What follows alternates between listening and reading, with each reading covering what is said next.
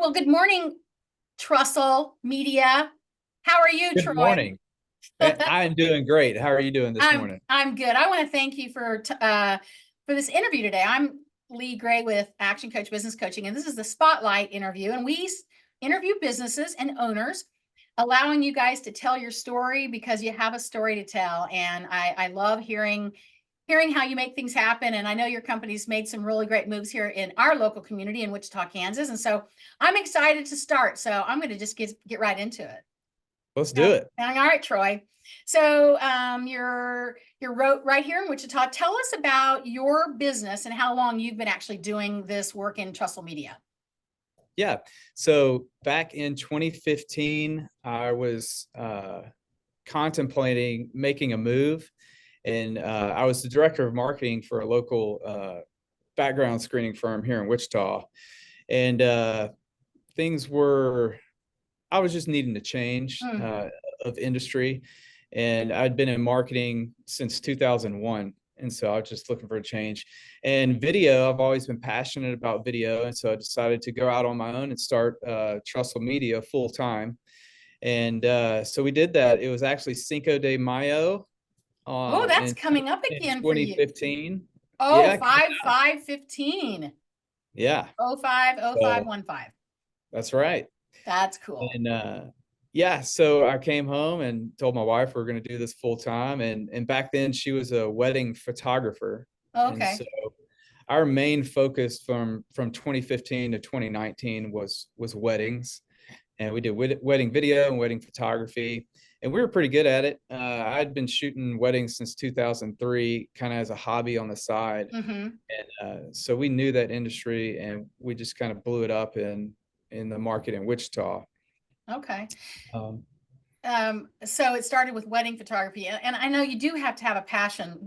I'm just curious, and this wasn't a question I had planned to ask you, but like, how much money do you have in all your video equipment? Is it like the thousands? Because you guys it can, always need new stuff, right? right. It's always progressing. Yeah, I feel like I could buy a new camera at least every year. Uh, Wow. but yeah, I mean, it's in the 10,000 range, Okay. if Yeah. not 20,000 range of all the equipment that we use, you Yeah. know. And then there's the ancillary equipment, the lighting and all that. And then there's the drone. You have a drone, right? Oh yeah, So, drone. And so then we just added podcast equipment the past couple of years because everybody's getting into podcasts. So uh-huh. so Yeah. yeah, it takes a lot to, especially for a startup. If you're looking to start up a video company, there's a lot, but there There are it some is. tips Mm-hmm. and tricks that you can do to keep it, a lower budget, Under as, control. as you get clients and grow and stuff. So, Well, interesting. So, what's been the biggest learning curve since you started in this? Since you started your business in this industry, what have you had to learn? oh, the business side of everything is the hardest, especially for a creative person. So, uh, Mm-hmm. being a creative and being able to go do the shoots and make the clients happy with what looks pretty is a huge part of it. But learning how to do invoicing and learning your numbers and how we're going to eat next month and saving Mm. money and all that stuff on the business side has been the biggest learning curve. But I tell you, the biggest thing that I did to help with all that was hire a business coach. Really, that is a Yeah. really good thing for you to say. So, Yeah. how has a business coach helped you? So my business coach in the past, I guess I've been with him almost 3 years, has been helping me learn the numbers and helping me really think outside the box as Mm-hmm. a business owner instead of just as a person working in my business, and just getting out of that box and trying to figure out the numbers and where we want to go, Yeah. because I feel like when you get stuck in the creative box, you're like, oh, how can I want the clients to be awesome with this product, but I'm just trying to put food on the table. And you get stuck in that mindset and you don't know where to go from there. Mm-hmm. I I feel like call it it's spinning your wheels. yeah, and businesses end up being in a groundhog day, same sales, same revenue, same profit, same revenue, same sales. And why? It doesn't have to be that way, just with those little Right. changes that you talked about, having a mindset change, understanding the numbers. Yeah. And I feel like when a creative person, because I'm also on the creative side, which is why I Mhm. married a CPA, it's a perfect fit, perfect Oh, fit. there you go. Yeah, yeah. I forgot what I was going to say about that, but I know what it was. Once I learned how cool the numbers were and how they worked and are magical, then I kind of got excited about them. So Oh, yeah. I get to teach that to my clients, and that if you're going to have to learn it, you might as well love it, get Right. excited. Exactly. So yeah, well, thanks for sharing that, because I think people just assume you're out taking pictures and doing all this creative stuff, but at the end of the day, we got to cross over to the dark side and do Right. the other things we don't want to do. And the other way around too. It's the people who like to do the numbers, like accountants sometimes do not have profitable businesses because they just do accounting and they don't run their business. And that's Right. kind of an anomaly in a way, I think. So Yeah. well, that's good. What do you think people understand about your industry? So your industry is YouTube management, podcast production, and drones, and you do training videos, and you do.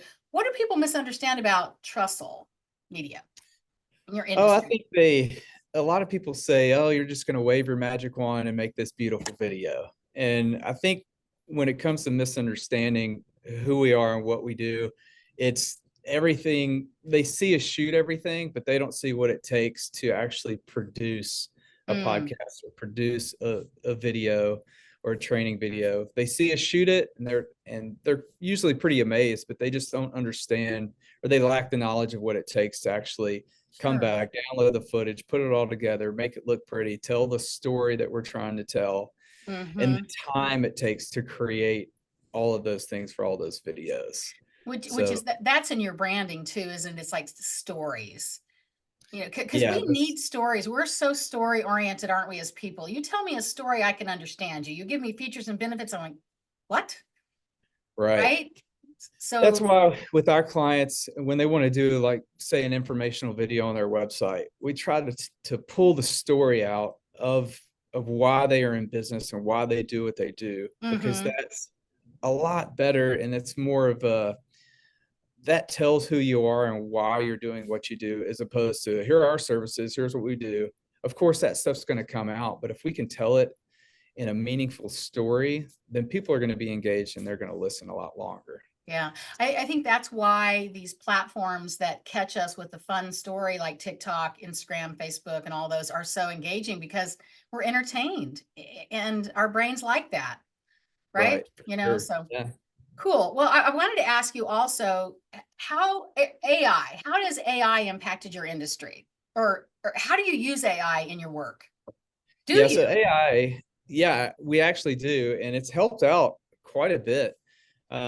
It can help rewrite things that you don't think are as good as they need to be. We sorry about that. Hello. Had a call coming in. Okay. But yeah, it can help you rewrite things. It can help you with YouTube descriptions. It can help you write a script for a story. There's just many different things that it does for us. As far as the creating images and creating video, I think there's still a long way to go with it, but it's it's getting pretty advanced. It is, isn't So it? I imagine the creative person like yourself at some point may be able to do all the creative stuff and then add AI elements in it or something, because I don't think AI will ever do the creative work, but I may be wrong. I don't think so. But you could yeah, add elements from it or something. And which is what I think I've used AI that way too, is to, I want to write something and it's okay, but I could spend 2 hours making it perfect, or I could send it to Chat GPT or something, other platform like that, and make it perfect and then review it. But tell right. everybody I review it. Yeah. Yeah. So good. Thanks for that. I appreciate that. So what's the hardest part about being an entrepreneur? So you were a marketing person, you had a job, you had a paycheck and all that. And now you're an entrepreneur. What was the hardest part about that? You mentioned putting food on the table. In addition to that, what would it be? Um, it's really trying to stay out of that box for me, because I Mhm. get stuck in being the person that's running the business and doing everything. And actually, one book that I read was the E-Myth early on, and Love that's it. yeah, it's that book really helped me what are the two things he calls people? You're the business owner working on your business, or you're the person actually in the Yeah. trenches doing Yeah. everything. Hmm. And in the beginning, I mean, we're still a young company. I mean, not 9 years is still pretty young from what I see. Um, but yeah, just getting out of the box, working on your business instead of always working in your business. And Right.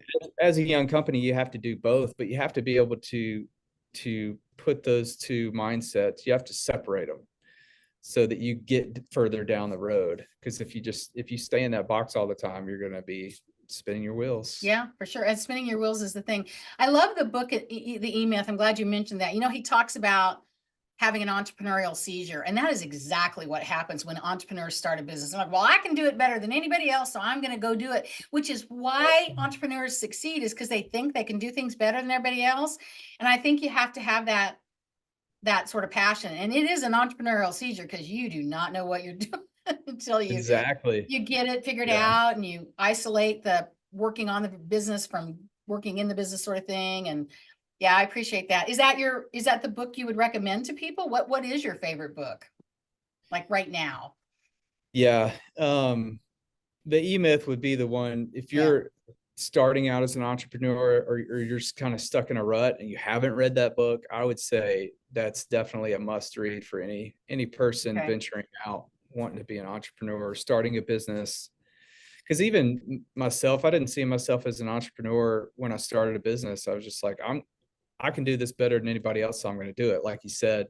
And I mean, I had 4 or 5 jobs before my wife and I started this company. And every job I was let go because I could do it better than they could. I just Entrepreneur. had that, yeah, I just had that Uh-huh. mindset. It was like every 3 to 4 years, I would get in that, oh, why aren't we doing it this way? And I would be Hmm. vocal about it and end up getting canned for Yeah. it. Get out of But here with those creative ideas, exactly, dude. exactly. Can't handle that. So what do you like most, or your favorite part about being an entrepreneur? Favorite part is probably the time that I get, the time freedom that I get to, Hmm. if I want to go to a kid's school play or something like that. It's just the family time I get Yeah. is probably the most rewarding thing. Because if I was at a 9 to 5, I wouldn't be able to take off for some of those things or do school sports like we do. Yeah. Yeah. The culture of I've got a cough. The kid has a program at 2. You can't.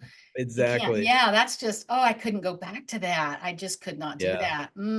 So, I I mean, couldn't do I'm it. really happy that people can find a job and are happy and can thrive. But for me, and sounds like, for you and other entrepreneurs, it's not right. Yeah. So, And don't get me wrong, I'm definitely a workaholic. I feel like you kind of you work way many more hours than a nine yep, to five you job do. being an entrepreneur, but that is the most rewarding thing, is the time I can take off to go do those things with family, which is really And good. it doesn't feel like work, right? I mean, yeah, you're physically doing it, but it doesn't feel like work in the sense of work when you're producing something for yourself as an owner and an entrepreneur. I Yeah, feel that, absolutely. that way. I mean, even about learning something is exciting. The learning mode for being an entrepreneur is just peak, right? And it's exciting to learn, I think, and I don't mind spending time reading and listening and learning. And there's so much great information out there now. I guess there always Yeah. has been, but so I always ask this question to entrepreneurs, and I find that nobody ever says I sleep in late and I hit the snooze. How do you start your day? I might be the first one that tells you I sleep in late and I hit the snooze button. So for me, my hours that I work are later at night, just because my wife and I, we have 5 kids, and the oldest is 13, all the Oh, way down to bless 5. you. Bless So you. we have a school, get ready for school routine Uh-huh. in the morning that I get up. My first alarm goes off at 6:15. I get up about 6:30, start making breakfast, wake up the kids, and then we get our day going. And so I really don't start work until I get to my office about 8:15, because I take a couple of kids to school. My wife takes other kids to school, and that's just how we do it. Yeah. But it's many late nights at the kitchen table on the computer or in bed with the computer, getting out final edits or working on the numbers or doing the budget, those kinds of Mhm. things. So you start your day with your family. That's pretty Yeah. cool. You know, I Yeah. mean, eating together and making breakfast is such a cool thing. And you can do that as a business owner, That's you know, right. you Yeah. know, because not very many jobs start at 9. And it sounds like you would have to start your job at 9 if you did what you do with your family and then getting them all to school and all. Right. Good, good for you. I love that. So what makes you feel inspired? Because, you've been doing this 9 years, you've been inspired. What is it that makes you feel inspired? I think whenever we get new clients or a client has a different idea about Mm. a different direction they want to go with a video or with a vision they have for their company that they want to incorporate video in. Mm-hmm. I think that's what gets me going. Just yesterday I was with a client and we were interviewing some of their so they have assisted living residences, and we were actually interviewing some of the residents, and just two of them were in their 90s, and just Oh, that sounds like so much fun. just hearing their stories and Mm-hmm. being able just to be behind the camera and listen to the interview. I mean, it was just so much fun. And one of the ladies, how she passes time and keeps her mind going and working is by doing Yeah. Sudoku, however you say Yeah. that. But Too she hard was, for me. yeah, and she gave me a lesson on it sitting there Oh, after we filmed, and she tore out a page in her book. She was like, "Here, so you can practice." And it was how just a nice. really fun time, and it was inspiring just to hear Mm-hmm. people in their 90s and what they do. And I Hmm. feel like I made a friend yesterday, so it That was, it is was fun. great. Oh, and you got to tell the story today. That's cool. Yeah, it was great. What's your craziest, weirdest off the wall video experience? Do you have one you could share with us? Um, I get asked this a lot, Do and you? Okay. really, I do, and I never have a good answer for it because there's so many. Because Mm. there's always something different that we're shooting. I guess the craziest thing that's happened to me recently is wrecking drones. I mean, that's always fun Oh man. Okay. because you see the picture, the image that you're capturing, and then you see The green leaves, crash. and it just goes crazy. And that's never a fun sight to see. No, I But bet that wouldn't be. So, did you use that in the video somewhere, the crash or? no, I should probably do a Yeah. compilation because I have, Here's what not to do with drones by yeah, I Trussell probably got Media. about 2 minutes of wrecked footage that I could probably put together. Oh gosh. Well, at least Yeah, no one got hurt in that video, right? So, exactly. yeah. Yeah. Well, so when it's all said and done, what do you want people to know most about Trussell Media, but also about Troy? So I guess for the business, I would just like the people to know that we were professional and that we created quality videos that told a story for the businesses that we work with. As far as personally, if I were to be gone tomorrow, I would hope people would look back and say, he was a good family man. He Hmm. led he led his wife and his kids to Christ, and was just a good godly man. And, Wow. and I hope that's what people would say about me when I'm gone. So Great. Thank you for that. I appreciate yeah, that. Yeah. sure I thing. think that's a good way to be remembered. So, how do people find you? What's the best way? TrussellMedia.com is the easiest way. It's all of our links to all of our social media are there. We have content that we put up there that I guess, our portfolio is there, Yeah. some work that we've done for our clients. So you can go view, and yeah, there's a contact form there if you want to reach out, Okay. uh, say hi or book a job or whatever you want to do. Everything is there at TrussellMedia.com. Good. I should have asked you one more question, though. I wanted to ask you just give me a summary of your products and services. Oh yeah, so we do informational videos for those, usually go on website homepages. Okay. We do client testimonial videos. We do training videos. We do social media content. We also have the podcast room. We have a Okay. studio downtown with a podcast room and a regular studio. Okay.